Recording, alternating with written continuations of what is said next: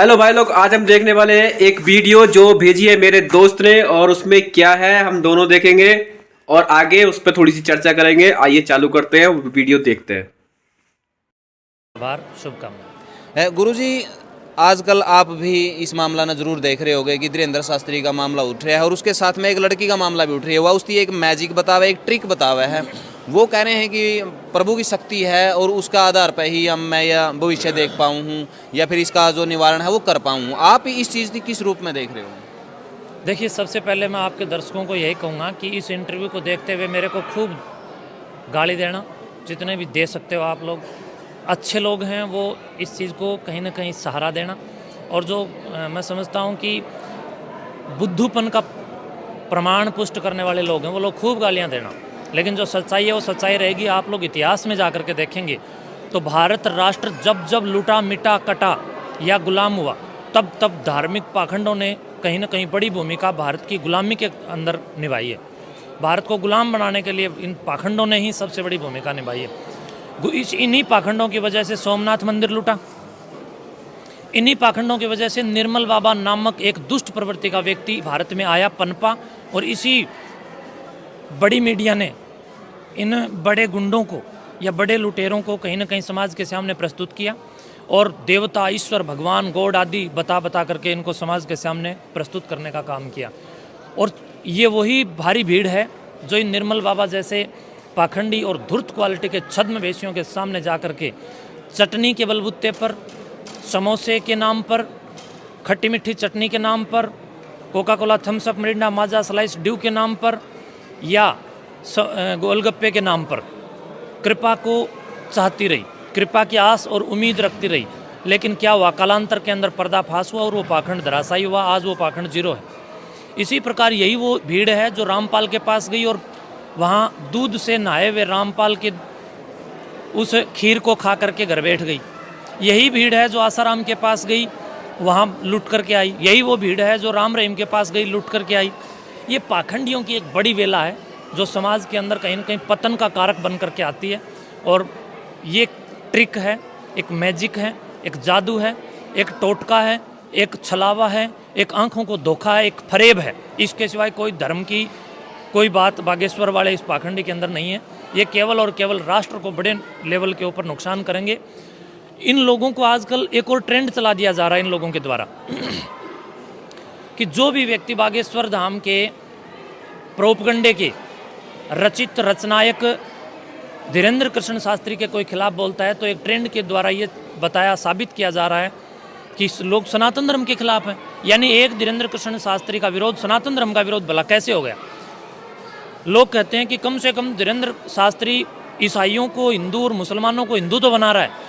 आप सभी दर्शक इस बात के ऊपर विचार करें कि अतीत के अंदर जो कायर लोग तलवार की धार से डरते हुए हिंदू से मुसलमान और ईसाई बन गए, वो लोग अब दोबारा अगर हिंदू बन रहे हैं तो उन लोगों की ये क्या गारंटी है कि भविष्य में समस्या आने पर दोबारा वो हिंदुत्व को छोड़ करके मुसलमान नहीं बनेंगे। वो कायर लोग अपनी फौज को सनातन के अंदर ला करके कायरों की और नपुंसकों की बड़ी स्तर के अंदर कहीं ना कहीं पैदाइश तैयार करेंगे, और उन लोगों को तुम दोबारा से हिंदू धर्म में लेकर के आ रहे हो। तो वो कायर लोग जो पहले ही धर्म को छोड़ करके भाग गए वो फिर भी भाग जाएंगे या नहीं भागेंगे, इस बात की क्या गारंटी है? आप लोग ईसाइयों को और मुसलमानों को हिंदुत्व यानी सनातन की ओर लेकर आने की बात करते हो तो करिए, लेकिन पहले उनको सत्यार्थ प्रकाश, गीता, वेद, उपनिषद, दर्शन या समस्त मोक्ष ग्रंथों का तत्व ज्ञान दीजिए। वो ज्ञान अगर उनको हर प्रकार से मंजूर है तो आइए, स्वागत करते हैं हम आपका। लेकिन उनको प्रभाव में लाकर, अभाव में लाकर, स्वभाव में लाकर या भाव में लाकर या किसी भी प्रकार की गपोड़ों के अंदर प्रभावित करके, मैजिक से, जादू से, टोना टोटका से उनको प्रभावित करके आप लोग अगर इधर संख्या नपुंसकों की बढ़ा रहे हैं तो मैं समझता हूँ कि कहीं ना कहीं ये धोखा देश पुण्य खाने को आगे बढ़ रहा है। तो गुरुजी, सबसे बड़ी बात है कि आम जनता से पहले बड़े बड़े चेहरे जो राजनीति से जुड़े हुए हैं, बॉलीवुड से जुड़े हुए हैं या किसी भी और डिपार्टमेंट से जुड़े हुए हैं, कोई भी है, वो सबसे पहले तो वही माथा रगड़ रहे हैं वहाँ पर। वो लोग ऋषि नहीं हैं। आप लोग ये बात ध्यान करें, कोई बॉलीवुड के भांड हैं। इन लोगों ने इस देश को अश्लील फूड़ता आदि देने का, अश्लीलता फूड़ता देने का खूब बड़े स्तर के ऊपर काम किया है। इन लोगों को समाज जब फॉलो कर रहा है तो तभी तो धोखा खा रहा है। समाज ने जब तक ऋषि मुनि, ज्ञानी, तपस्वी, योगी और योगेश्वरों को और उनकी टीकाओं को उनके वृत्तांत को और उनकी मनस्तत्व की बुद्धि और उनकी खोपड़ी से उपज जिन ग्रंथों की हुई उनको जब तक लोगों ने फॉलो किया तब तक भारत विश्व गुरु कहलाया। जब तक देश के सन्यासी साधु और योगी उपयोगी सहयोगियों ने कलम की ताकत से शंखनाद करने का उद्घोष करने का काम किया, मैं समझता हूँ तब ये विश्व गुरु भारत बना।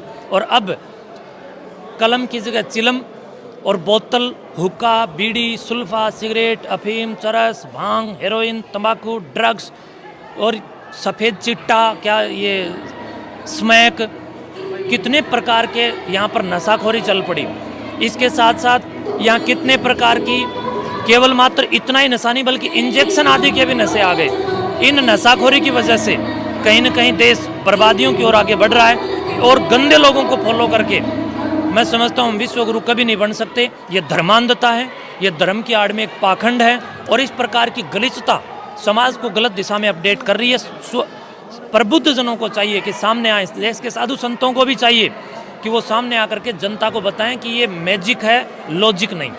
तो वो बालाजी का नाम ले रहे हैं कि बालाजी की शक्ति की वजह से मैंने इतने साल तपस्या करी है, इतने साल मैंने सेवा करी, उसके बाद में मेरे को इस तरह की सिद्धि प्राप्त हुई है। मैं सभी दर्शकों से ये कहना चाहूँगा कि जब महावीर हनुमान जी महाराज यानी बालाजी महाराज जब इस धरती के ऊपर सहज शरीर विद्यमान थे, उस दौरान उन्हीं के सामने रामायण के अंदर, रामायण के काल में आप देख सकते हैं कि लक्ष्मण जी को जब बाण लगा, मूर्छा आई, उस मूर्छा में हनुमान जी महाराज ने झाड़ा लगाने का काम नहीं किया।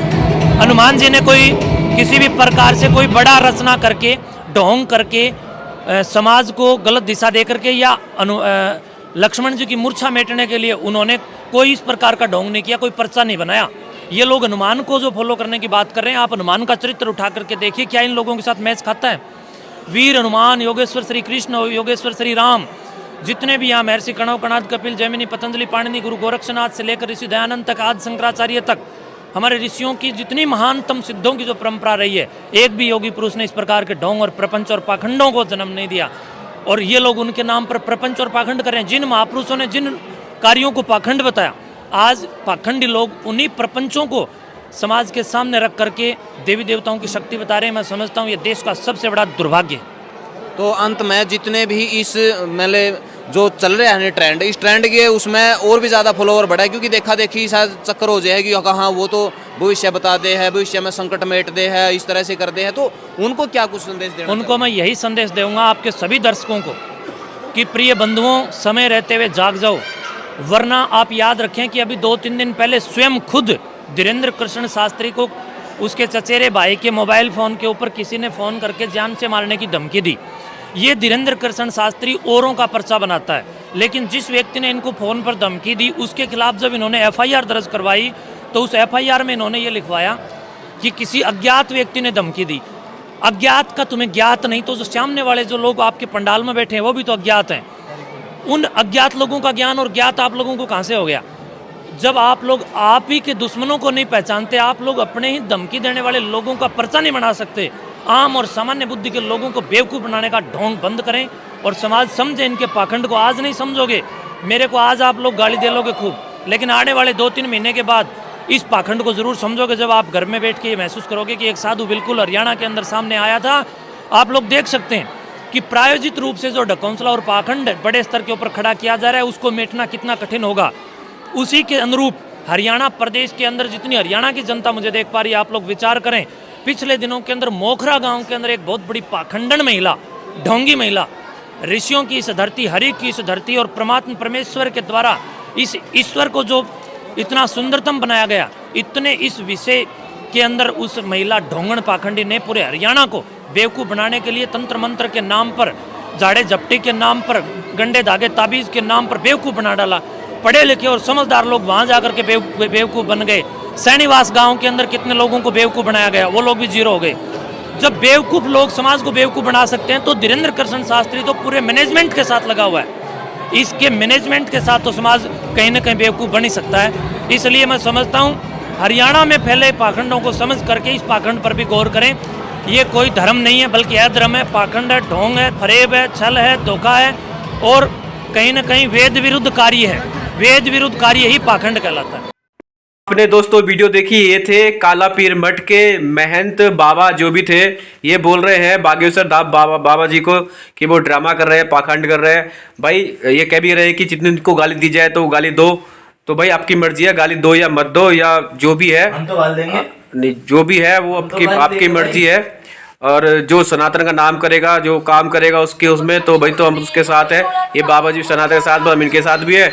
और वो भाई जो भी कर रहे हैं, वो काला टोना टोटका जो भी कर रहे हैं, हम तो उनके साथ में है, हम तो सनातन के साथ में है। जो अच्छा काम करे बस, बुरा कोई ना करे, जिसको बढ़ाए। तो भाई आपकी क्या राय है वो आप बता देना, हम तो दोनों के साथ में है, ठीक है।